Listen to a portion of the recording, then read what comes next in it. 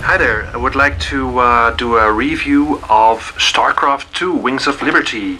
Now, this is the follow-up to the first real-time strategy game Starcraft, which has a huge following all over the world. And the story picks up at the point where humans, the Terrans, are fighting amongst themselves, and the aliens come back out of hiding, seizing the opportunity to basically invade all the planets. So this is a huge scale war going on, amongst the humans, between the aliens. It's just a great war. And the thing is that this epic scope of the story is told through really amazing looking cutscenes. They really look beautifully animated, really quite similar to the Mass Effect 2 cutscenes. Though I must say there isn't a lot of action in the cutscenes because there's mainly conversations going on between the main characters. But still, it looks really amazing. Now, the core game, as I said, is an RTS, a real-time strategy game. Well, the first thing you'll notice when you actually start playing a game is the fact that the graphics, the in-game graphics, don't really look as beautiful as the cutscenes. Now, I think these graphics really could have been done some years ago. The environments don't really look alive. There isn't much interactivity between you and the environment. It's basically just there. And I must say that the units, especially the Terran units, don't really look that detailed or any, not really that great. I'm not saying they look ugly, but it's just not that amazing, which I thought it would be. Now, I think the design of the alien races is very imaginative. They look really crazy. All the crazy aliens that you'll encounter. That's really great. Now,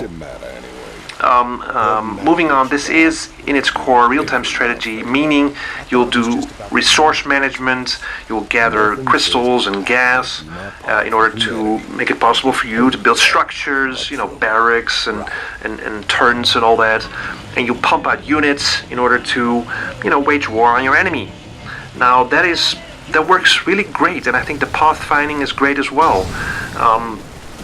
Though I must say, this is not, even though that the cutscenes feel really epic, that really forward the story, keep you engaged in it, I didn't really feel that the actual gameplay, the real-time strategy aspect of the game was that,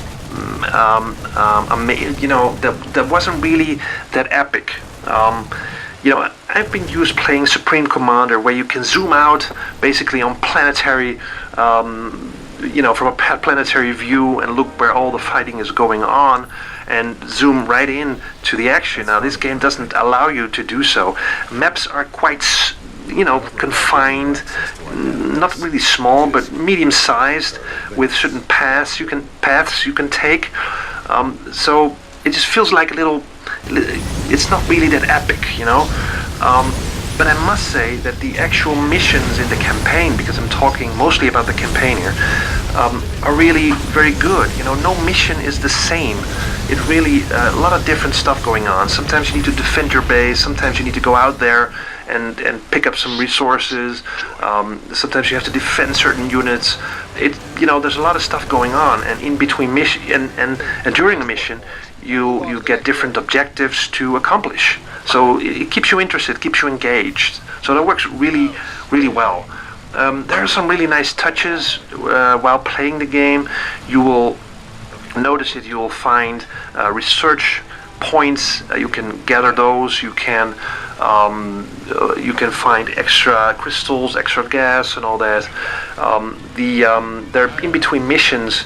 You're basically on this ship where you can, in an interactive environment, on the screen, you can click on characters to talk to them, to find out more about their backgrounds, about the story going on through news bulletins. You can look and listen to them. There are ways to hire mercenary units. You can upgrade your units with new technologies that you have found. You can allocate your science points to the science tree, so you'll find new technologies to use in the game, and there's a huge number of technologies to discover and to use. So, you know, again, in its core, this is real-time strategy, meaning there aren't too many strategies in a way that you can use different formations or, you know, all those paper, rock, scissors kind of stuff. It's really amassing an army with different units, you know, and just throw them at the enemy, and that's just great. You know, that works really well. It's not complicated. It's really, you know, right up there, and everybody can really get into it. I must say that the sound of the game is really brilliant as well. Little touches like how they respond to, you know, selecting them, or, you know, funny quotes. I think the music is really epic in this game. A lot of, you know, it really supports the action that's going on. So in the end, this is a great game, though I must say that the campaign is one-sided, literally, because you're only playing with the Terrans against the aliens. Now, the aliens are playable in the skirmish mode, but it would have been nice to have more different points of view on the action and the whole story. But they will be releasing new campaigns, you know, in the future, so probably as downloadable content. You know, as it is, this is quite a massive campaign to play, great skirmish missions. I haven't delved into the multiplayer aspect of the game because quite frankly, I'm not a multiplayer gamer. But I think a lot of people will probably say that I'm missing the point here, because this is a game that should be played online. But you know, to me, a good game should have a good story, so that's why I've only delved into the campaign and the skirmish. So, in the end, this is a very good game, though I must say that it doesn't really bring that much new stuff to the table. But I don't think that's the point of the game. It's really a throwback to the, you know, an homage to the fans of the first one.